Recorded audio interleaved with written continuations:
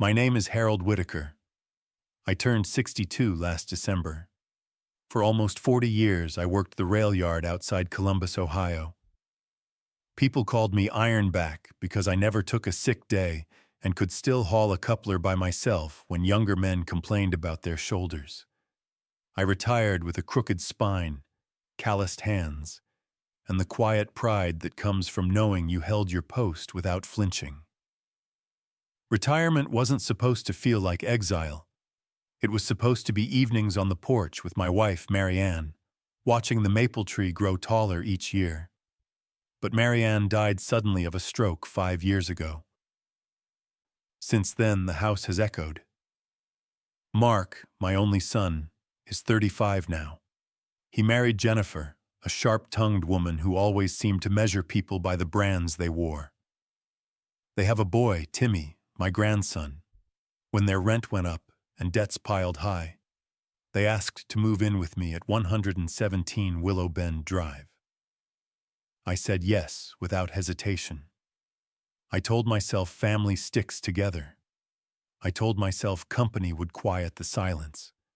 The house is no palace. A single-story ranch with faded shutters, a sagging garage door, and floorboards that creak with every change of temperature. But it is mine. I built the back porch with my own hands.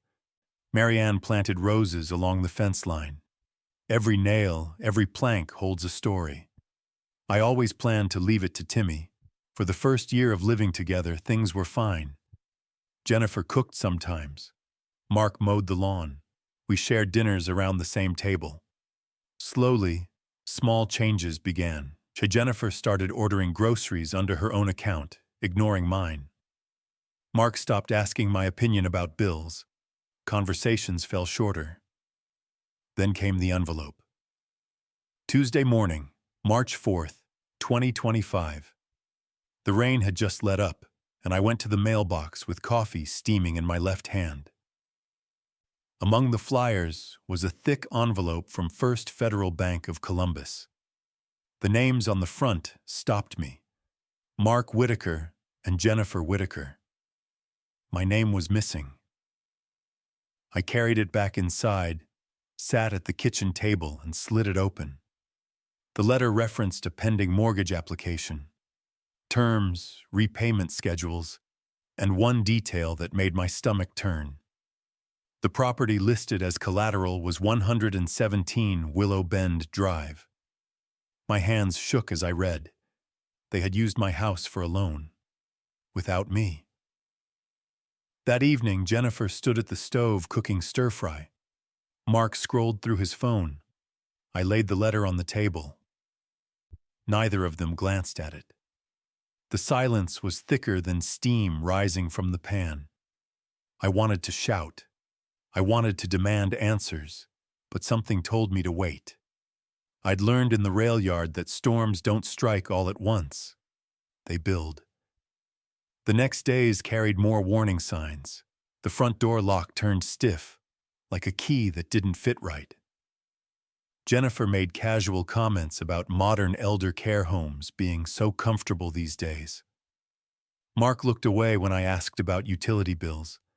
On Saturday, Timmy wandered into the garage while I was fixing the mower. His voice dropped to a whisper. Grandma Jennifer said you need a lot of rest and shouldn't play with me so much. His eyes searched mine for the truth. I knelt, grease on my hands, and told him, "You can always come to me, Timmy. Don't let anyone tell you otherwise." He smiled, but doubt lingered on his face. That night I sat on my bed, the bank letter in my lap. Beside it lay Marianne's rosary. I ran the beads through my fingers. What are they planning, Marianne? What are they doing to me in my own house? The house creaked. At first I thought it was settling in the cool night air. Then I heard it, a distinct click at the front door, like someone testing a new key. The next morning I shuffled into the kitchen. By the door hung a shiny new key ring, brass, polished, not mine. The locks had been changed. Nobody had told me. The new keys glinted in the morning light. My stomach twisted, but I forced myself to pour coffee like nothing had changed. When Mark and Jennifer came into the kitchen, I asked flatly, "When did we get new locks?" Jennifer smiled without looking up from her phone. "Oh, just a precaution. Neighborhood's been rough lately." "Funny," I said. "Nobody told me." Mark muttered, "It's just safer this way, Dad." His eyes didn't meet mine. That night at dinner, they finally laid their cards on the table. Jennifer set down her fork, leaned back in her chair and said, "Harold, we've been talking. It's time to put the house in Mark's name. Strictly for tax reasons. It'll save us all trouble down the line." I stared at her, then at my son. "This house is mine, and it'll be Timmy's one day, not yours to shuffle like a deck of cards." Jennifer's smile thinned. "You're not thinking clearly. Property taxes, medical bills. You're not getting younger." Mark added quickly, "We're just trying to help, Dad." "Help?" My voice rose. "By changing the locks? By putting loans in my name behind my back?" Jennifer's eyes sharpened. "Don't be dramatic. You don't want Timmy saddled with debt, do you? This is practical." I pushed back from the table. "I built this house. Every board, every nail. You'll get your hands on it over my dead body." The silence that followed was thick, broken only by Timmy's fork clinking against his plate. Later that night, as I sat on the porch alone, I heard them through the open window. Jennifer's voice low and sharp. "He won't last much longer. Just push a little harder." Mark's reply was muffled, hesitant. I gripped the armrest until my knuckles turned white. The locks, the loan, the talk of nursing homes. It wasn't random. It was a plan. I whispered into the dark, "This is only the beginning." Sunday dinner used to be a tradition. Marianne loved it. Pot roast on the table, neighbors sometimes dropping by. Now it felt like a staged play, each of us playing roles we didn't believe in. I carved the roast silently. Jennifer poured wine for herself and Mark. Not for me. Halfway through the meal, I laid down my fork. "Tell me something. If I sign this house over, where exactly am I supposed to live?" The question hung in the air. Mark shifted uncomfortably, eyes on his plate. Jennifer answered for him. "There are options: assisted living, smaller apartments, places more appropriate for your stage of life." My jaw tightened. "Appropriate? You mean out of the way?" Jennifer smiled, thin as a blade. "Don't twist my words. We're thinking of what's best for everyone." "Everyone but me," I snapped. "You want me out? Just say it." Timmy looked back and forth between us, wide-eyed. Mark finally spoke. "Dad, please, we're not trying to hurt you. But this is the smart move. Property values, taxes. We're protecting the future." "The future?" I slammed my hand on the table. "My future is sitting right here with my grandson. Not in some locked-up home you pick for me." The room went silent. Even the clock on the wall seemed to hold its breath. Then Jennifer leaned forward, eyes glittering. "You can make this easy, Harold, or you can make it hard. Either way, change is coming." I stared at her, trying to read whether Mark believed any of this or if he was just hiding behind her. His face gave me nothing. After dinner, I stepped out to the porch, but their voices carried through the thin walls. Jennifer's tone was sharp. "He's stubborn. We'll push harder. He'll fold." Mark's answer was a whisper I barely caught. "Just don't make me choose." The words cut deeper than any shout. Inside the house, the lights glowed warm, but I felt colder than ever. The next week, the neighborhood started looking at me differently. At the grocery store, Mrs. Callahan from 2 doors down tilted her head and asked, "Are you doing all right, Harold? I heard you've been forgetful lately." Forgetful. That was Jennifer's word, not mine. 2 days later, old Mr. Raines across the street muttered, "Sorry about the memory troubles, Harold." I wanted to demand where he'd heard it, but I already knew. Jennifer was poisoning the well, whispering to the neighbors that I was losing my mind. On Thursday morning, I walked up to the front door after fetching the paper and found my key didn't work. They had changed the locks again. I had to knock to be let back inside my own house. Jennifer opened the door slowly, eyes cool, and said, "Oh, sorry. Mark must have forgotten to give you the new copy." She didn't hand me one. That evening, as I sat in the garage with the mower parts spread out, Bill appeared in the doorway. Bill Callahan, my old partner from the rail yard, retired 5 years before me. Broad shoulders even in old age, a man who never wasted words. "Harold," he said, "you need to know something." He slipped a folded piece of paper from his jacket. "Saw your son at the bank last week. I know the branch manager. Couldn't say much, but he made me a copy before corporate buried it." I unfolded it with trembling hands. A loan document. Mark and Jennifer listed as borrowers. My house listed as collateral. The copy wasn't complete, but the meaning was clear. I felt the blood drain from my face. "They're trying to take it," I muttered. Bill nodded grimly. "And if they default, the bank gets it. Not you, not Timmy, them or nobody." We sat in silence, the smell of motor oil heavy in the air. "You can't let this slide, Harold," Bill said finally. "I've known you too long. You built this house with your bare hands. Don't let them strip it away." I folded the paper, slid it into my jacket pocket, and stared at the garage wall. Inside the house, laughter floated from the kitchen. Jennifer and Mark, clinking glasses like conspirators who believed victory was already theirs.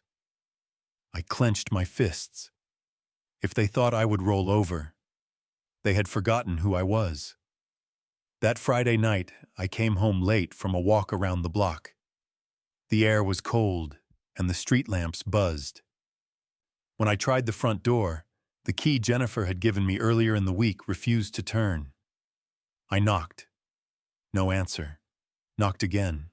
Harder. Finally, Mark opened it halfway, his face tight. "Garage for now, Dad. Jennifer's tired. We'll sort out keys tomorrow." The door shut before I could respond, so I carried my blanket and pillow out to the garage, the same garage where I used to polish tools and share a beer with Bill after long shifts. I lay on a cot surrounded by boxes of junk, listening to the faint hum of the water heater. Dinner had been leftovers Jennifer set on the counter. 2 cold sandwiches wrapped in foil. No plate, no word. Just dropped off like I was a stray dog. I chewed in silence. The bread was soggy. The meat smelled like it had sat too long. The ache wasn't just hunger. It was betrayal. My own blood locking me out of the house I built. Later, Timmy crept in through the side door, pajamas wrinkled, eyes wide. "Grandpa, why are you out here?" I forced a smile. "Just keeping an eye on the tools, buddy." Jennifer's voice carried sharp from the kitchen. "Timmy, bed now." The boy flinched and slipped back inside. The door clicked shut. I stared at the ceiling beams, paint peeling, and felt smaller than I ever had in my life. The next morning, the insult cut deeper. As I tried to re-enter the house, I found another new padlock fixed to the garage door, on the outside. Someone had locked me in during the night. I rattled it, heart pounding. From the kitchen window, I saw Jennifer glance my way, then turn back to her phone, unbothered. Cold air seeped through the gaps, my hands trembling as I sank onto the cot. For the first time in years, I felt the edge of despair sharp enough to cut. This was what they wanted. Me isolated, humiliated, stripped of dignity until I surrendered the deed. And for one terrifying moment, I wondered if maybe they'd succeed. Morning light crept through the cracks in the garage door. My breath fogged in the chill. I sat on the cot with the padlock still dangling outside like a cruel reminder. They could cage me whenever they wanted. The sound of gravel crunching drew my eyes. Bill stepped into the driveway with 2 steaming cups of coffee. He rapped the side door until I managed to force it open from inside. He handed me a cup. Heard what happened. Jennifer bragged at the market about finally getting the old man under control. She wants the neighbors to think you're losing it. I sipped bitter coffee and said nothing. Bill studied me. Harold, I've seen you eat dust storms on the tracks, work through broken ribs. You don't lie down easy. Why now? I let out a long breath. Because this is my son, Bill. My only son. Fighting him feels like fighting blood. Bill leaned closer. Blood or not, he's letting her strip you of everything. You gonna wait until they toss you in a home? Or until you wake up and the deed's gone? His words hit like hammer blows. After he left, I sat in the garage holding Marianne's rosary. I remembered her voice the night before her stroke, soft but firm. Don't let anyone take what you bled for, Harold. Not the company, not even family. Stand up. The memory lit something in me I thought was gone. I rose, crossed the garage, and dug into an old toolbox.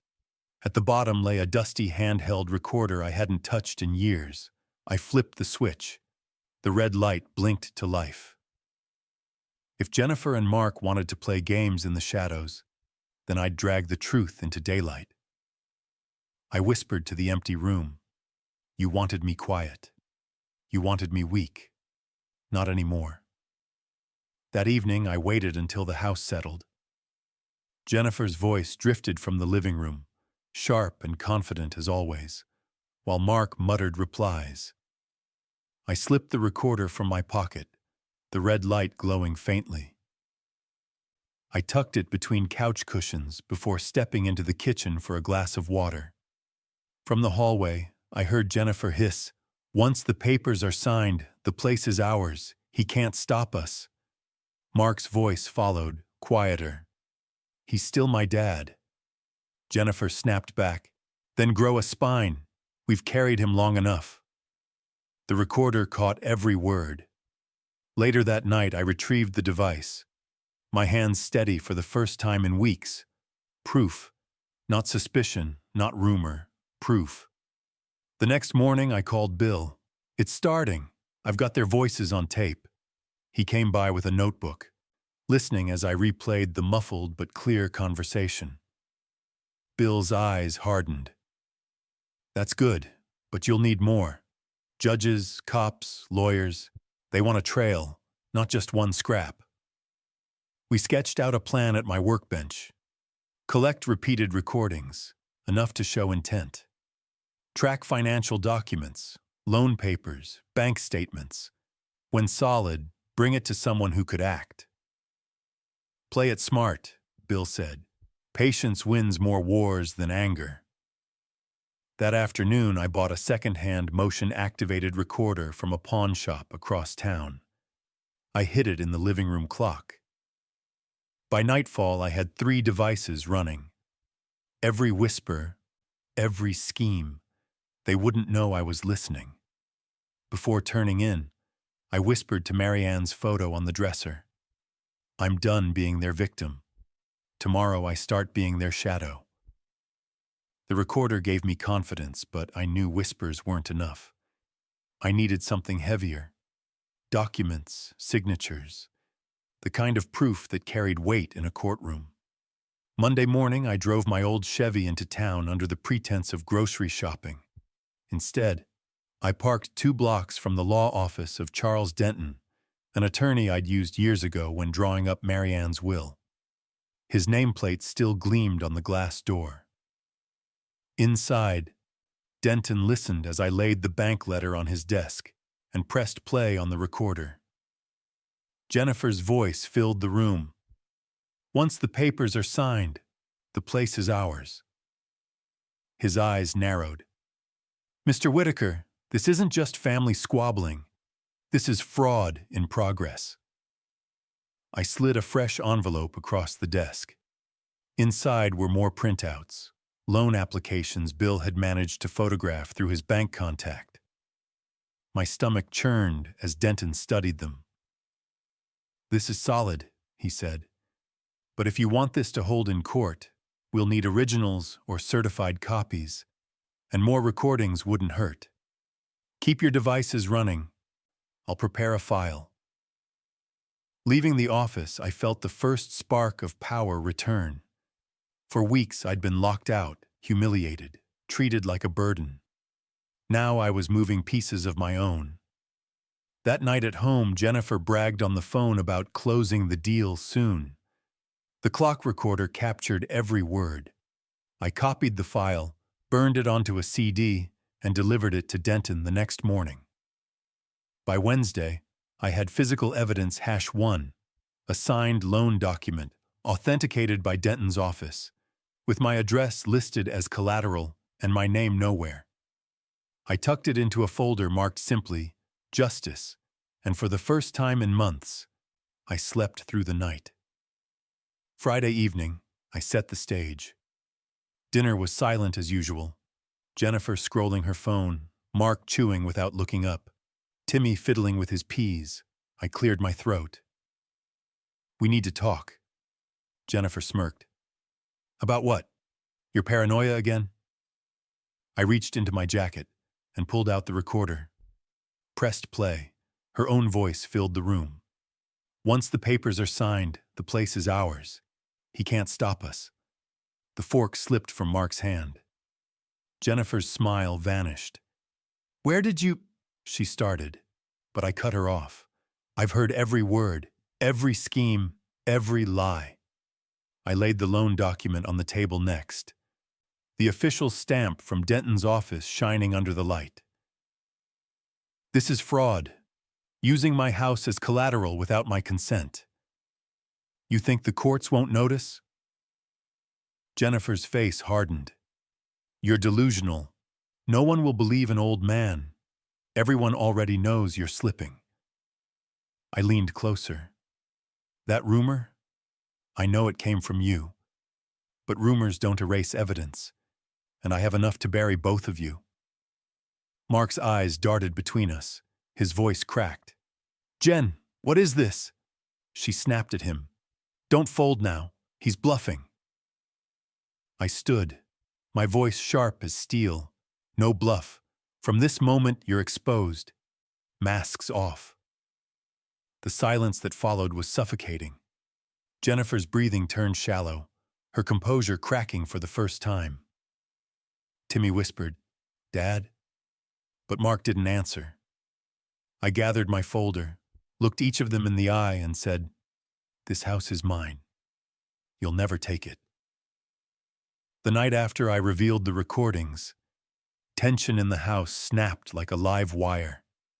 Jennifer slammed doors, hissed orders at Mark, and made sure I heard every whispered threat.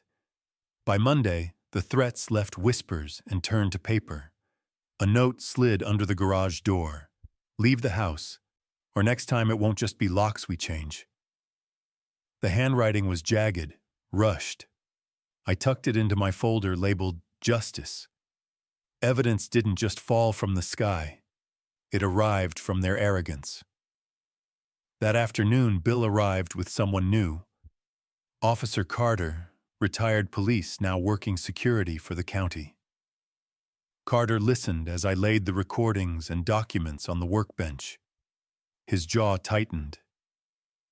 "Harold, this isn't just family drama anymore. This is criminal fraud, intimidation, maybe elder abuse. You're lucky you kept records." He promised to make official copies of everything. A second set of eyes, a second shield. Supporting character #2 had joined my side. That evening, Jennifer's game escalated further. She left a voicemail on my cell, voice dripping venom. "Sign the papers or watch what happens when the bank comes knocking. You'll lose everything." I saved the message, forwarded it to Carter. Another piece in the chain. Mark grew quieter by the day. He stopped defending her, stopped looking me in the eye. But he didn't step away either. Caught between blood and poison, he wavered. Jennifer, though, doubled down. I caught her rifling through my desk drawer, hunting for deeds. She froze when she saw me, then sneered. "This won't end how you think." I shut the drawer with deliberate force. "You're right. It'll end in a courtroom." Her face flushed, but she said nothing. Carter's arrival had shifted the ground, but the real crack came a week later. It was a Saturday evening when I walked into the dining room with a small flash drive. "I want you both to see something," I said. Jennifer rolled her eyes. "More theatrics?" I plugged the drive into the TV. The screen flickered, then played footage from a neighbor's outdoor camera. There she was, Jennifer herself, striding into the bank with a thick folder. The timestamp matched the loan documents Denton had certified. Mark stared at the screen, face pale. "Jen, what is this?" Jennifer's voice sharpened. "It's nothing, just paperwork. He's twisting everything." Carter, standing by the doorway, spoke firmly. "That's your signature on the loan, Mrs. Whitaker. The video matches bank logs. This isn't twisting, it's fraud." Mark turned to her, his voice cracking. "You told me Dad was exaggerating, that he was confused." Jennifer snapped back. "Don't be naive. We were doing this for our future. For Timmy." I leaned forward. "No, you were doing this for yourselves. You locked me out, spread lies, and now the truth is here." Jennifer's composure broke. She shouted, words tumbling, eyes wild. Mark stepped back from her like she was a stranger. For the first time since this war began, the balance shifted. My son wasn't standing beside her. He was standing still, unsure, but away from her shadow. The evidence had spoken louder than blood ties. The courtroom smelled of old wood and disinfectant. Sunlight cut through high windows, striping the benches in gold. I sat beside Attorney Denton, my folder marked Justice on the table. Inside it, the recordings, the loan documents, the threatening note, Jennifer's voicemail and the bank video. Across the aisle, Jennifer sat stiff, jaw clenched. Mark avoided my eyes, shoulders slumped. When the judge asked Denton to present, he laid it out piece by piece. The audio. Jennifer plotting to seize the house. The documents. My property listed as collateral without my consent. The video. Jennifer entering the bank with forged files. The voicemail, threats delivered in her own voice. The judge's gavel struck once. This is sufficient proof of fraudulent activity and attempted elder exploitation. Jennifer erupted. "He's lying. He set me up." Carter, in uniform, stepped forward from the gallery. All evidence was obtained legally and verified. She knew exactly what she was doing. Mark buried his face in his hands. The ruling came fast. The fraudulent loan nullified. Title of the house reaffirmed in my name. Jennifer to face criminal charges. I exhaled, a weight sliding off my shoulders. Weeks of humiliation, cold dinners, padlocks, whispers, all ending here not with rumors but with law. Jennifer was led out of the courtroom shouting my name like a curse. Mark trailed after her, but not to defend, just to follow the wreckage he had allowed. I walked out into the sun, folder in hand, free at last. As I reached my truck, a small hand slipped into mine. "Timmy." He looked up and whispered, "Grandpa, can I come home with you? The house feels different now." Quiet again, but not the suffocating quiet of betrayal. This quiet carries peace. I fixed the back porch rail where the wood had splintered, just like I did 30 years ago with Marianne at my side. Her photo sits on the mantel, smiling in the same soft way that steadied me through every storm. Jennifer is gone, facing charges she earned. Mark keeps his distance, and maybe that's for the best. Some wounds cut too deep to heal quickly. But Timmy visits every weekend. We play catch in the yard, share sandwiches on the porch, and for the first time in months, I hear laughter ring through these walls. I didn't win back millions or fame. What I reclaimed was far greater: my dignity, my home, and the right to decide how my story ends. This house will stand long after I'm gone, not as property on a loan form, but as proof that you don't let anyone, not even blood, strip away your worth. If you've listened this far, thank you. Tell me in the comments, what would you have done in my place? And don't forget to subscribe to Revenge Stories Men U60 USA, because stories like mine deserve to be heard.